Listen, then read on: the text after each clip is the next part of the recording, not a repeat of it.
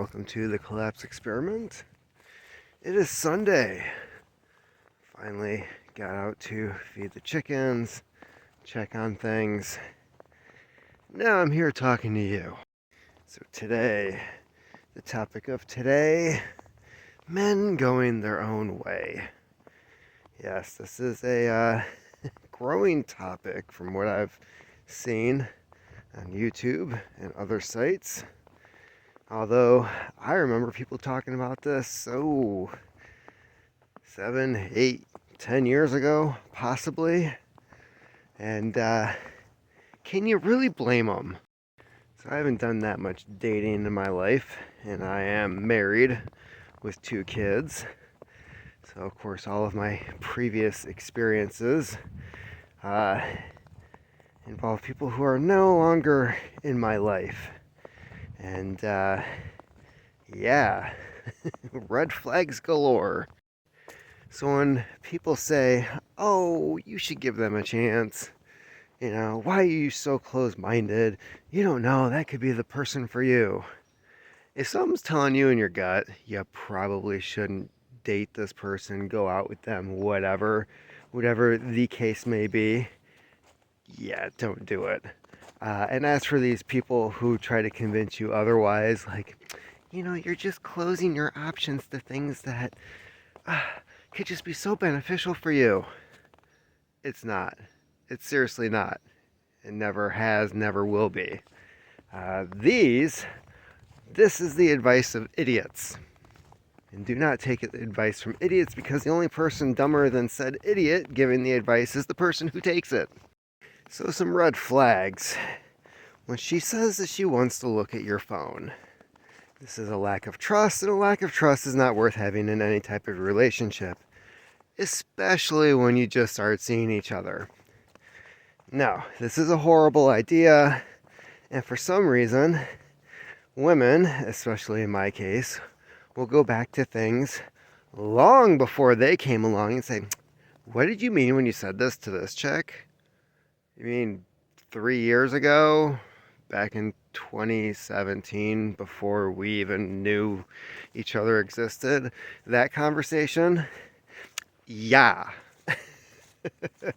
Yeah. If you end up in a conversation like that, she needs to go onto the curb.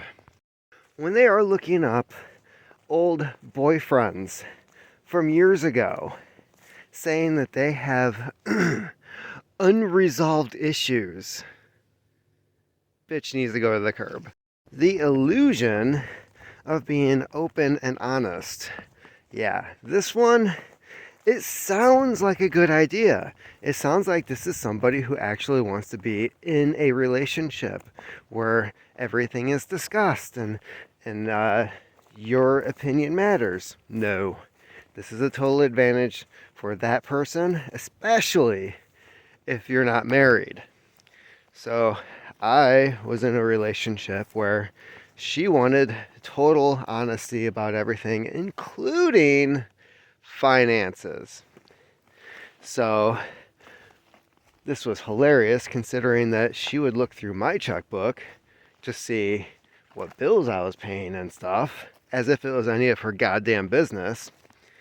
But then when she started asking me for money, and I said, well, why don't we sit down and figure out where your finances are getting screwed up, considering that you make a considerable more amount of money than me, that was out of the question.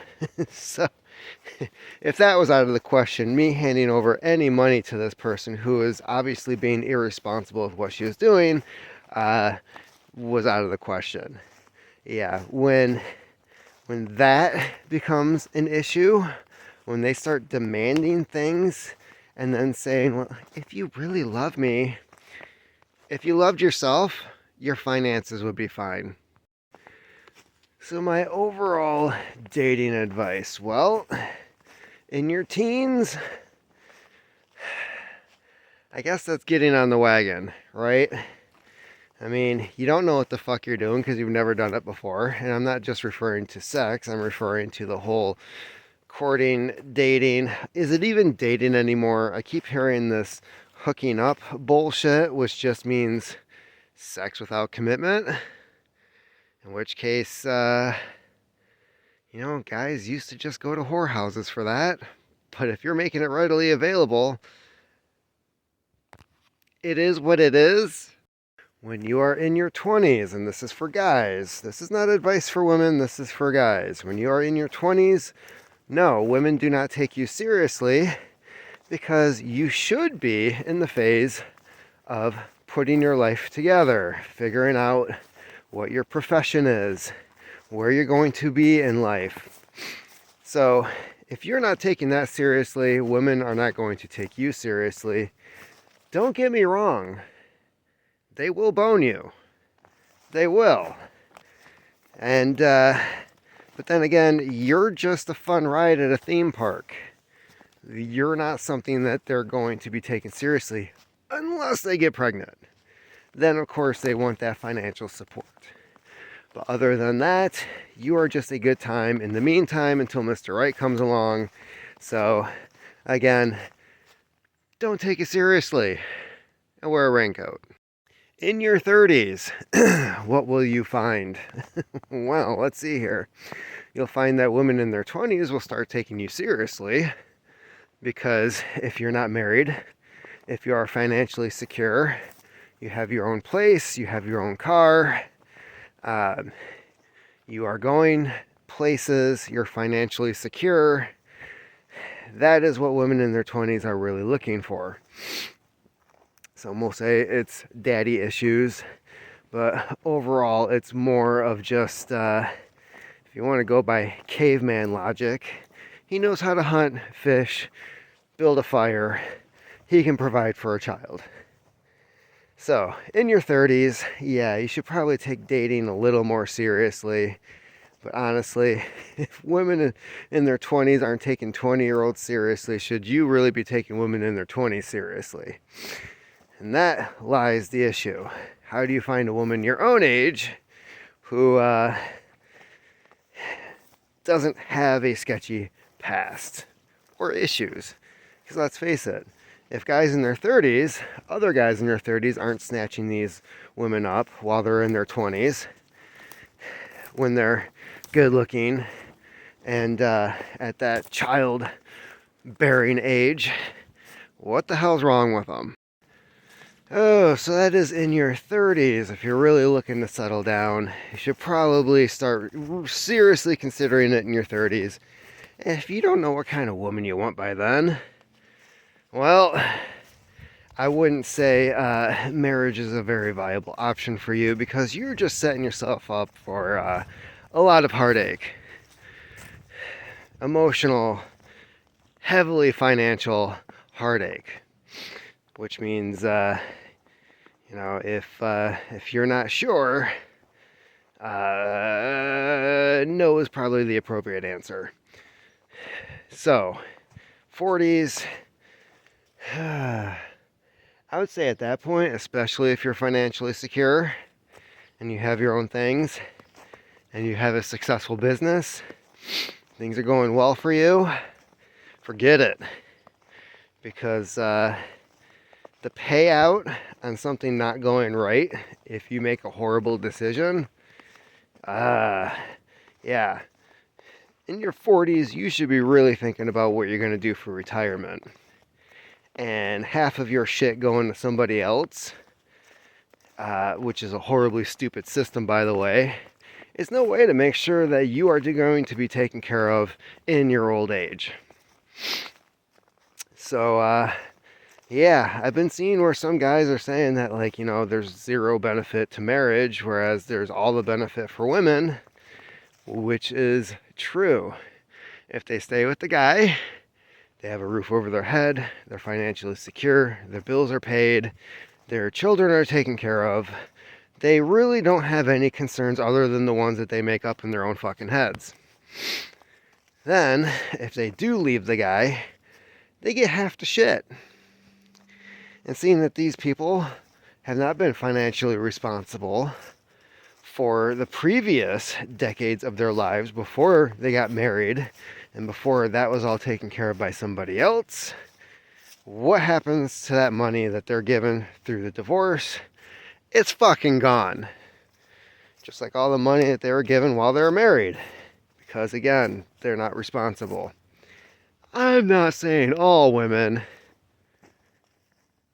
but most of the women I know that have been divorced financially fuck themselves over. Because again, they have no practice in any of this shit.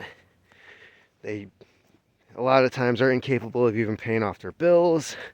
And I know of way too many women who get married without telling their fiancés about the massive fucking credit card debt that they have.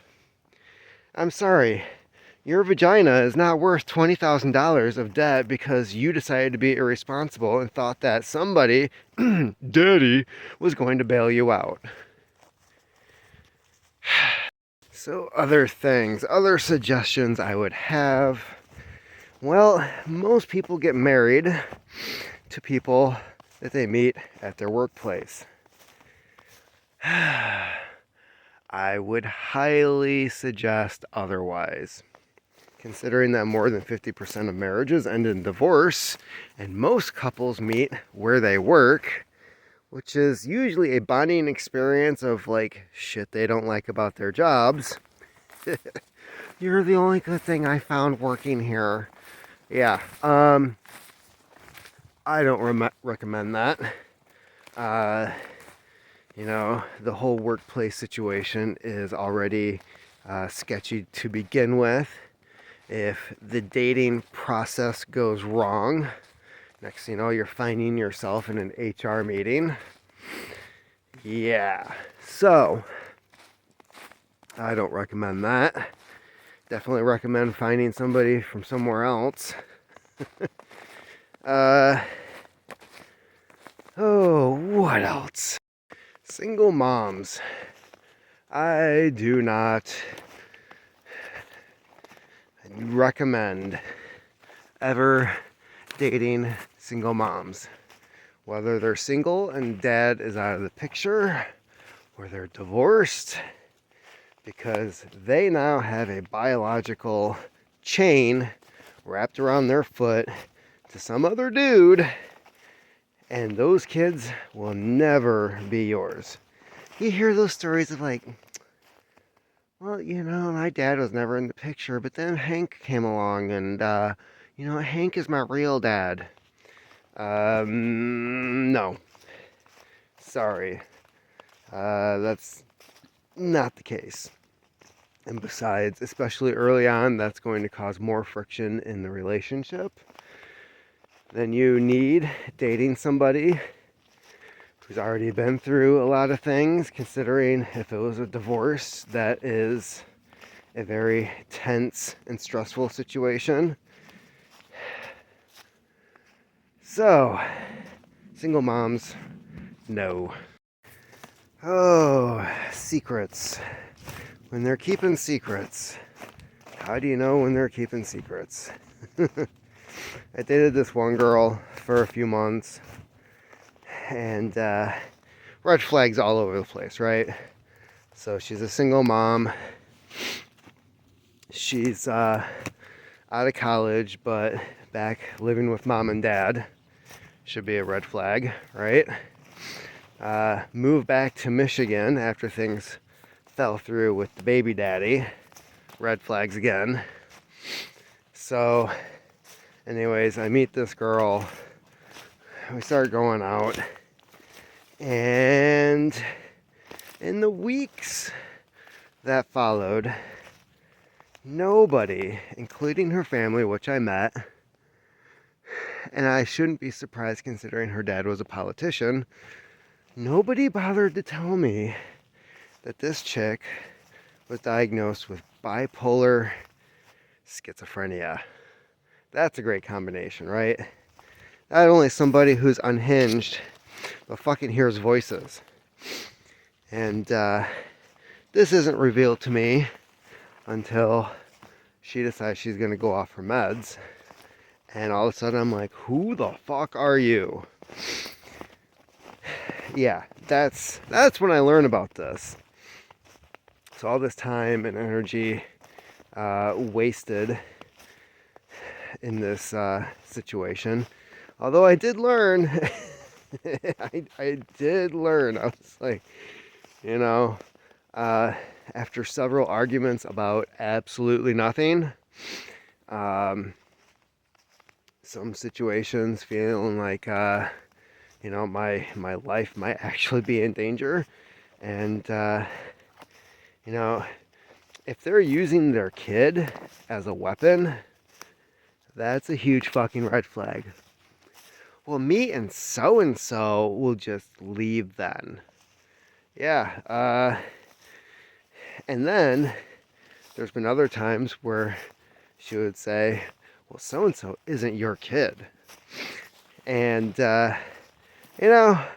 eventually, when you're having those two arguments thrown in your face, when you're in a fight, as I eventually came to the conclusion of, not my kid, leave, go ahead, get the fuck out, door's right over there.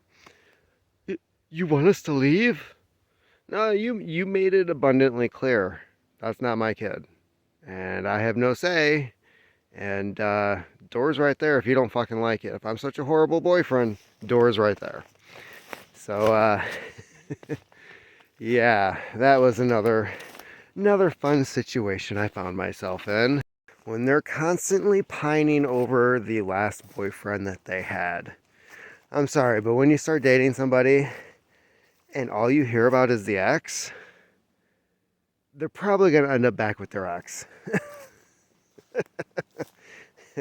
The ex should not be their concern. They're on a date with you. It should be learning about you, not how so-and-so fucked up 2 weeks ago. Yeah, that's another red flag. When they disappear. Oh, that's always a fun one, right? So, and I'm not talking about ghosting. I'm talking about they just keep you on a thin line, right? So this one girl I dated for over 3 years, we dated, right? And after year 3, there was a 3-month time span. Now, I've been seeing this chick for 3 years. And all of a sudden, she's very busy. She, I'm sorry, can't come over, blah, blah, blah. Oh, I'm not free this weekend. I've got such and such with so-and-so. I don't see this chick for 3 months. But I would randomly get a text message every couple of days. I love you. Can't wait to see you. Blah, blah, blah. And I'm at home like, well, if you miss me, why aren't you driving over the couple blocks to my house?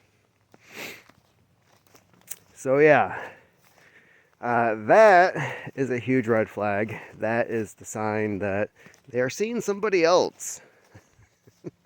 But they're keeping you around just in case. This is a pure sign of insecurity. Don't want to be alone, but they think they might have found something better. And yeah, that's exactly what was happening. But at the same time, she couldn't say that it was over. She also had to find a reason why I had done something wrong. So that was our last conversation. And she was asking how things were going. I was filling her in on some stuff with recent books and podcasts and blah, blah, blah. And then she heard something she didn't like and just started going off about how I was seeing somebody else and yada, yada, yada. And I just sat there with my arms folded like, really? You're going to tell me I'm seeing somebody? I'm sorry, where you been for 3 months? And you're asking for money? Uh-huh. So, yeah. Oh, and they'll try to convince you that you're fucking stupid too when you're calling them out on their bullshit. Another huge red flag. So, the other time this happened was in high school, where the girl I dated for 2 years all of a sudden disappeared right after graduation. Now, granted, could have been looking at schools, could have been doing a whole heck of a lot of things, but for the most part, I knew that she was out partying. Yay, I graduated high school.